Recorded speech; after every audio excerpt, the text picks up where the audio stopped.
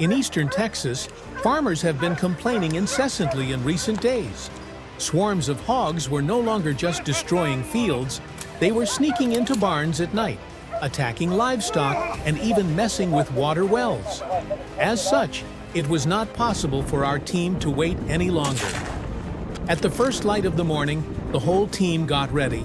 The guns were cleaned, the ammunition was checked, and our faithful hunting dogs were loaded into the car. Our target was the dense heathland north of Pine Creek.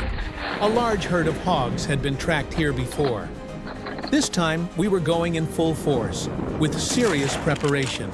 It was still chilly when we set out, but as the sun rose, the forest slowly warmed up, and the sound of birdsong was interspersed with the occasional barking of dogs. The hounds were restless, growling restlessly, as if instinctively sensing danger around them. We were only 200 meters into the forest when one of the dogs suddenly lunged forward. It was literally like an explosion. Immediately afterwards, a giant boar emerged from the undergrowth and started running to the left. Our reaction was immediate. I aimed my rifle and fired the first shot, but the pig was big, and its thick skin didn't care much about the first hit. The second shot hit him in the right shoulder. He staggered but kept running. The third shot knocked him down. He rolled over and buried himself in the bushes. At that moment, the place was in full motion. The forest was suddenly filled with the screams of pigs, the barking of dogs, and our gunfire. It turned out that the first pig was the leader of a large herd. The rest of the herd jumped out from the same place a few seconds later. I couldn't even count them. 20 to 25 pigs were suddenly wreaking havoc. Our team immediately got into position. Edric from the right flank, Leon from the back. I was positioned in the front, between the trees, rifle in hand, eyes constantly on the move. 1, 2, 3, one after another, the pigs come out and we shoot. The adrenaline of that moment is something else. You aim and hit a pig, and before you can take a breath, another one passes by. At one point, 3 pigs tried to cross in front of me at the same time. I dropped the first one, hit the second one in the shoulder to slow it down, and the third one dived into a bush and disappeared. The dogs ran after him. Edric shouted that he had knocked down 2 pigs in the back. Leon shot one of them down just as it ran away. In about 20 minutes, we had already neutralized 7 pigs, but we weren't done yet, because the sounds were still coming from deeper in the forest. As we continued along the path, the footprints became more and more distinct. In places, the earth was heaving and roots were uprooted. This indicated that many pigs were using the same area. After a while, we reached an open area where one of our hunting dogs barked a warning. We immediately took up a position. Just then, a huge boar came out of the opposite heath. It was really big. I had rarely seen such a big one before. Nearly 2 meters tall, with a thick hide and a ferocity in its eyes, it was like a war machine. 3 of us fired at the same time. The first bullets hit superficially, but the fourth one broke its right hind leg. The pig fell to the ground but immediately got up and started running towards us. We didn't hesitate for a second. We fired 4 or 5 more bullets in rapid succession, and finally, its huge body crashed into the ground. I videotaped this moment. It was really spectacular. If you've watched this far, don't forget to subscribe. I'll be back every week with real exciting hunting stories like this, and you can support our fight for fun and farmland protection. The hunt continued. At one point, we were taking a break at the water's edge when 3 pigs came out from the opposite shore and started moving fast. I fired almost reflexively and one fell. The others ran away, but the dogs chased them again. By the end of the day, we had 14 pigs. The team was tired, but there was a look of triumph on their faces. The forest was silent for a while.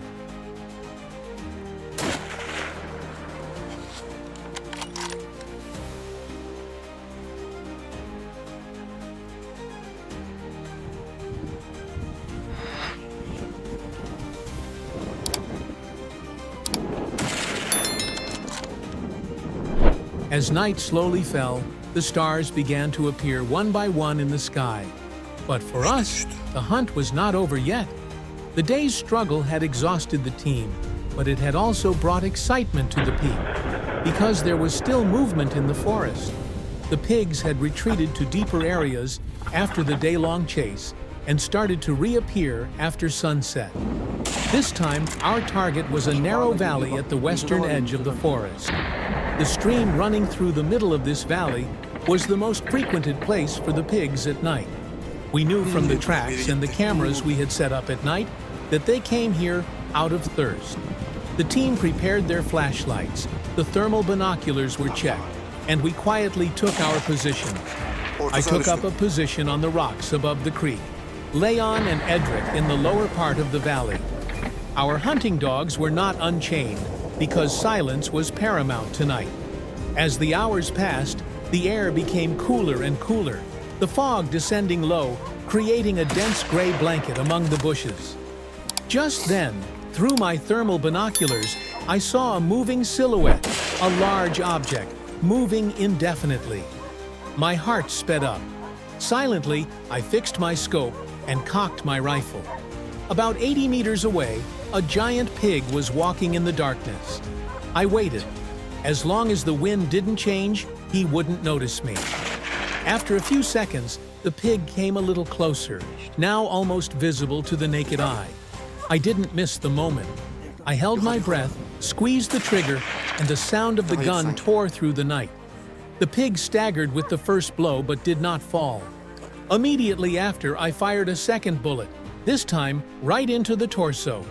The animal let out a scream, lost its balance, and tumbled to the ground. With that sound, the valley came alive again. 2 shots came from Leon's side. Edric was shouting into the radio. 3 headed my way. I rushed down and ran to the valley floor. This time, things were different. In the darkness, the whole herd was on the move. Everywhere we turned, a shadow passed. The bushes moved. The earth crackled. I took up a position next to Edric. A few pigs were advancing behind the broad-leaved bushes in front of us. Edric shot the first one. I aimed at the second one. It tried to escape but got caught in the bushes, making it an easy target. The third pig ran straight at us. We were used to this kind of attack, but the night made it all the more dangerous. I pulled the trigger, but the rifle jammed. A moment of panic, but Edric was cool. He took the animal down with 1 shot. Throughout the night, we hunted non-stop, the numbers growing as the hours passed. The forest was a battlefield, with the grunts of downed pigs, the sound of gunfire, and the flickering light of lanterns. Around 4 a.m., the valley fell silent. We were exhausted, but we had hunted 19 pigs, the team's highest number in recent times.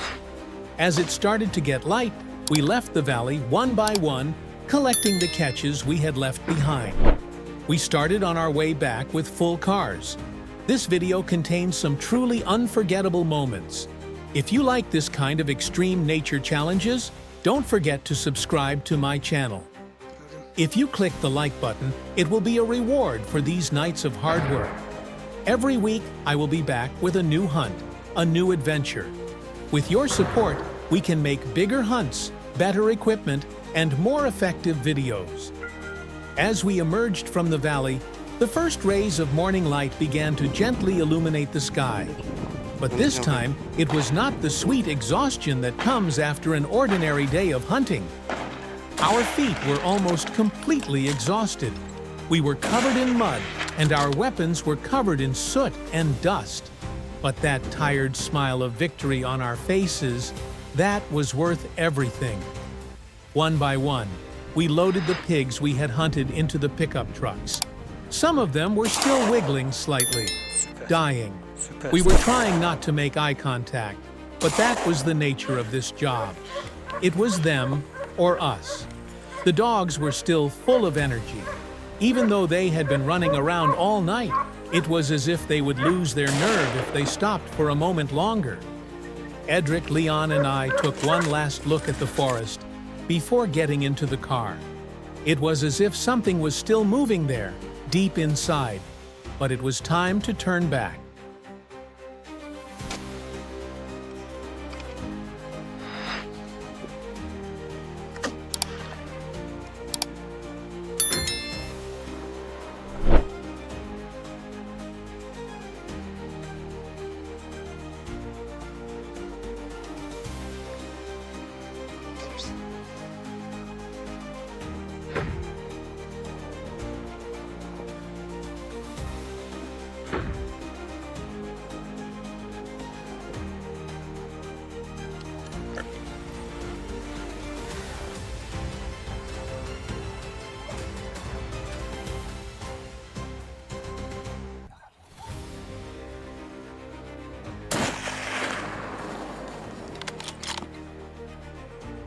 When we arrived in the village, the morning market was just being set up.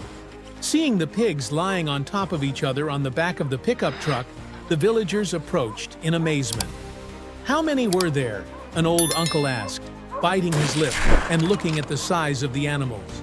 19. They raided the valley at night, I said. Some nodded in agreement. Others still couldn't believe it. For us, the next plan was already taking shape. Because no matter how many we hunted, their numbers were growing every week. After resting for 2 days and having our weapons serviced, we started preparations again on a new tip-off. This time the area was further north, in a forest close to the old quarry. The area around the abandoned mine was very favorable for boars to hide and breed. There were also reports of serious damage to the nearby walnut and cornfields.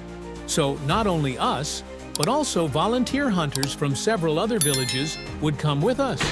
Our target was big. Maybe we could encounter a herd of 20 to 30 pigs.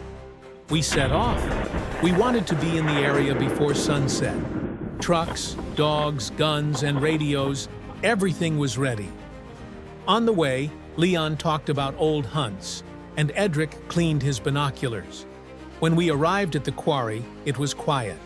But there were new tracks in the soil. It was clear that pigs had passed. Some of them heavy, big footprints. Others are from smaller, fresher piglets, which told us that a large sow was in the vicinity. Sows often roam with their cubs and defend them to the death against danger. This was not going to be an easy night. We got into position and decided to use the thermal drones this time. As it got dark, the drone took off. The screen showed movement on the southeastern slope of the quarry. "The herd is here," I said over the radio. The whole team mobilized. We let the dogs loose. They moved at incredible speed, barking echoing through the forest, rustling in the bushes, sudden growls. The first encounter happened within minutes. Suddenly, I saw 7 to 8 pigs bursting out of the forest and running towards the plain.